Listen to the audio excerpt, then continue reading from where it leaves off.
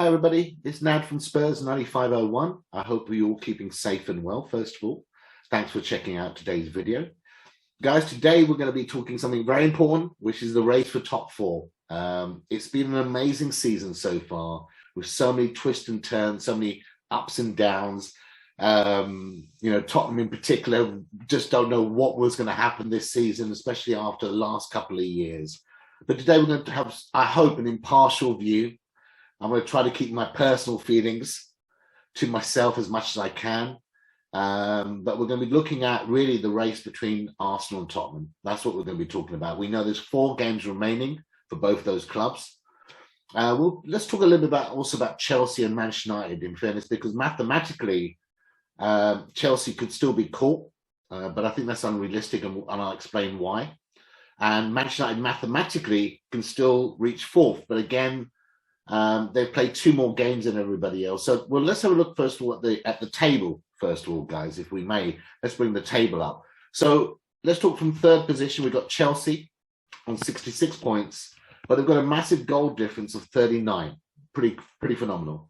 We've got Arsenal sitting in 4th with 63 points, with a plus goal difference of 13.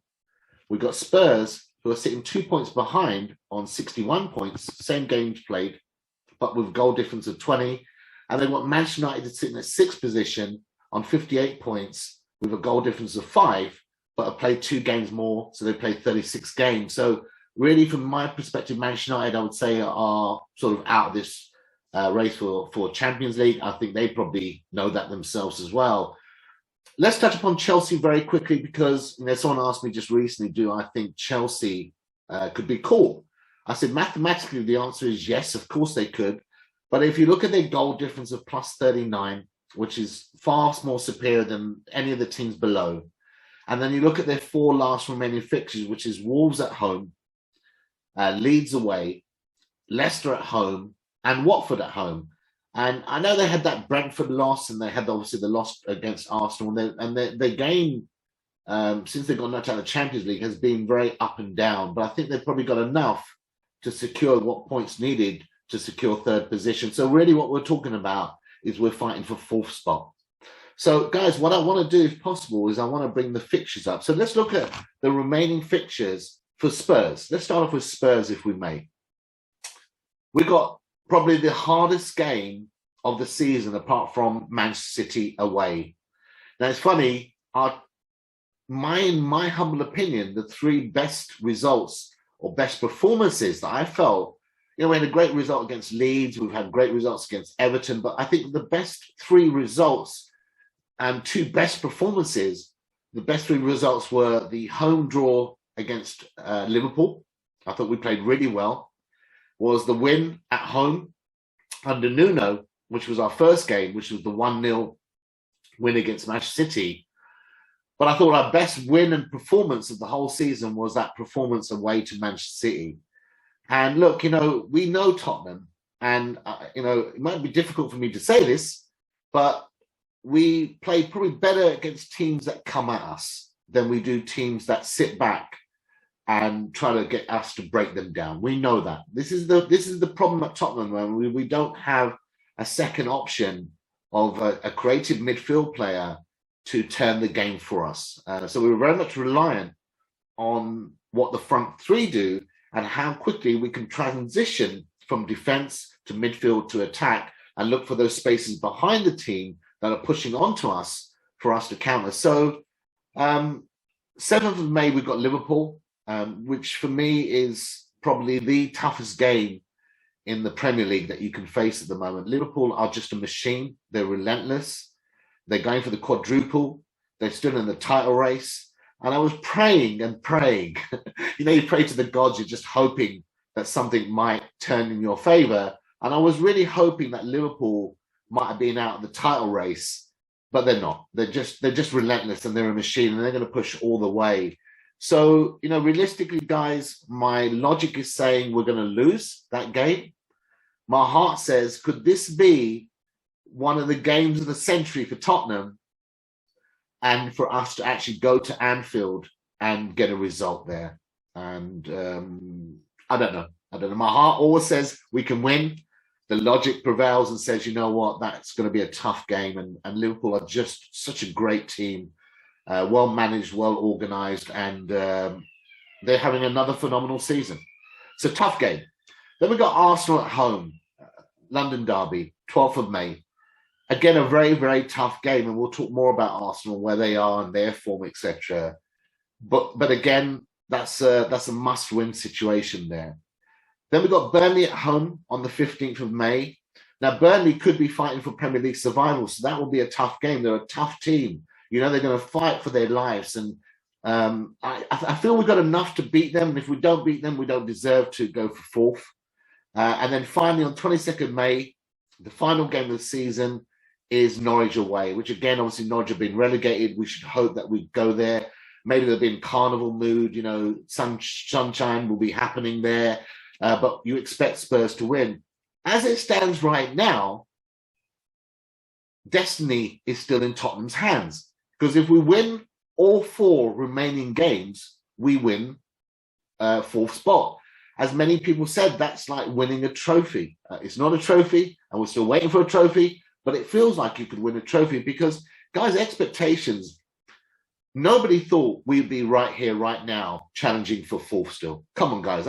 You know, please put in the comments box what your thoughts were at the start of the season when we hired Nuno. If you take last year with the situation what happened to Mourinho, and then Ryan came in, and, you know, what the farcical situation happened there at the end, and then, you know, the underwhelming appointment of Nuno. And, you know, we started well for the first 3 games. I thought we were dogged, resilient. We scraped through those games. You know, we did enough. 1-0, 1-0, 1-0. We, like Spurs, all Spurs fans, always get excited very quickly, and the reality kicked in. And, you know, I just wonder how further ahead we would have been if we could have managed to persuade Conte to have a pre-season with Spurs and start off this season under his guidance. And I just feel that we would have been pressuring Chelsea right now for 3rd position. But to be in the position we are right now, with four games left, to be in 5th, guys, I will tell you straight, I would have taken that at the start of the season. And of course, you know, we have disappointments, you know, particularly with the Brighton loss at home, which was very disappointing. And I thought the performance against Brentford, who I thought were playing very well, you know, if you're gonna be a Premier League winning team, or be a team that is fighting for Champions League, you've got to go to those teams and you've got to get a victory, guys. So it was very disappointing. But leading up to where we have been, where we are now, I would still take where we are right now, guys, because it's been incredible ups and downs. Even in the January transfer window, when I felt, you know, we let 4 players go. You know, I know those players were not really performing at the level they should have been doing, but you just think, you know, you want to keep those 3 or 4 and then bring in a couple more recruits. So 4 went out, 2 went in, but Kulu and Bentancur have been an upgrade on what we let go, which is a real shame, because Ndombele and Dele and Lo Celso and all these players, and Gilles, how much we paid for him, you just really pray that these guys would have a bigger impact than they have. So, guys, as it stands, as I said, you know, destiny's still in our own hands. We still have a unique opportunity to get 4th position in the league, which would be probably, like I said, like winning a trophy. Let me know in the comments box, guys, what your views are, what results you think we might win, what results we might lose, how many points you think we might end up on as well. So, going to be very tough, but still, we can do this. So now let's go on to Arsenal, if I may. Let's bring up Arsenal's remaining 4 games. And I'm going to try to be impartial. I'm a hardcore Tottenham fan. You know, I've lived under the shadow of Arsenal for many years, and it's not been easy. I know for many Spurs fans, you feel the same. I'm not going to try to be abusive. You know, this is a clean channel. We like to keep things clean here. So I'm going to try to be impartial as I can, because Arsenal are another team that, you know, in their heyday, they built a squad of a team which was a fraction of the cost compared to many other big teams.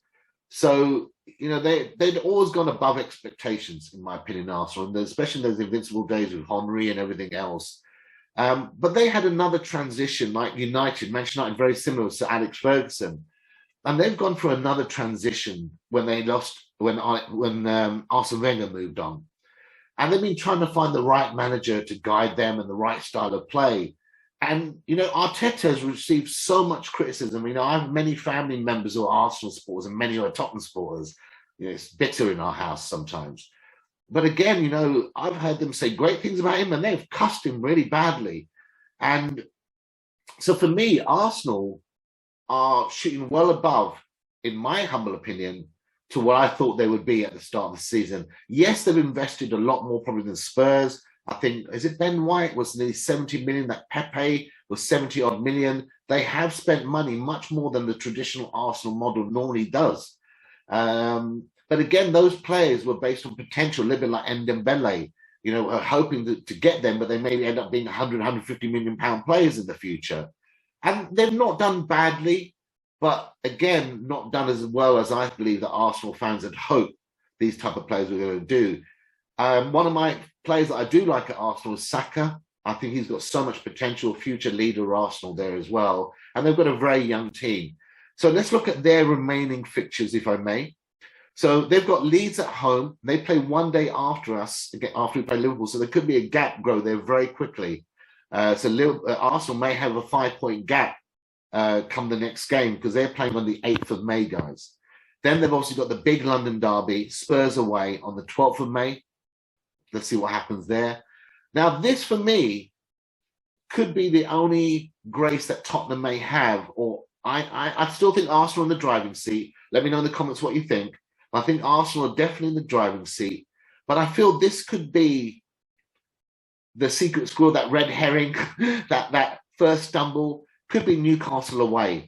Again, on the 16th of May. Again, they play one day after us because we play Burnley on the 15th of May.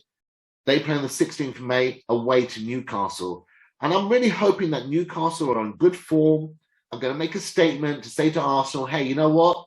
Next year, we're going to be competing for the Champions League because you expect them to with the Dubai, with the Arab backing and how much money they're going to have to invest in players and salaries. So I'm hoping that game is the game from a Tottenham perspective that Arsenal will fall down on. And of course, I'm hoping and praying that Spurs can beat Arsenal on the 12th of May as well. Then finally, they've got Everton at home, and very similar to the situation with Burnley that we've got at home, that they're fighting for their survival. They're fighting to stay in the Premier League. Everton, which is Arsenal's final game, where they're playing Everton at Arsenal Stadium, at the Arsenal. Again, they could be fighting for survival to stay in the Premier League. So you hope that Everton, come the end of the season, are still in that relegation battle and still fighting for Premier League survival, because that may raise their game. And you never know what's going to happen. And I think one of the things I will tell you that biggest experience I've had in this 2021-22 season has been the unpredictability, has been the twists and turns. Arsenal at one stage was a game in hand. I think they were roughly 3 points ahead of us with a game in hand. They had 3 defeats in a row, 3 defeats where I can honestly tell you, I thought there was going to be 3 wins. I thought their 3 hard games will be Chelsea, West Ham, and Manchester United, which they won. So you just never know in this league. And, I always say that the Premier League is the best league in the world. You've had many people say that on TV and commentators, etc. But it's the depth of the Premier League. A team fighting for survival can beat someone who's fighting for Champions League. We've seen that, yeah? We've seen Arsenal lose at home against Brighton, and we saw Tottenham lose home against Brighton, but Brighton hadn't won a game for 6 or 7 games before those 2 victories, guys. So, for me, the Premier League is always going to be the best league in the world, because you just never know on any given day or any given Sunday or Saturday, somebody can beat somebody in the Premier League. And that's what makes it probably the most exciting league in the world, is this depth. Tell me what you think, guys, first of all. Is the Premier League the best league in the world? Let me know in the comments box what you think. And I'd love to know what you guys think will be the final points tally for Chelsea, Tottenham, and Arsenal, and who you think out there is going to finish 4th in the Premier League. Is it going to be Arsenal? Is it going to be Tottenham? Is it going to be more twists and turns? Love to know what you think. And guys, please don't forget to give us a like on this video. Please, guys, don't also forget to subscribe to the channel. It helps us with sending out for further notifications. Look out also, guys, for some promos that we're going to be doing on this channel as well over the next coming weeks and next coming months as well. Guys, keep safe. As I always say, football, as they say, is life or death. But don't make it feel like that, guys, first of all. It's only football. Yeah. But, yeah, I can relate to the life and death thing, guys. So keep safe, keep believing, keep dreaming, keep doing out there, guys. I'm sorry for the Arsenal, Chelsea, United fans who might be watching this. Maybe they are. I've got to still say, come on, you Spurs. You can do it. We can finish fourth. Conte will lead us next season, onwards and upwards. And then we're going to win some silverware next year, guys. See you soon. Take care.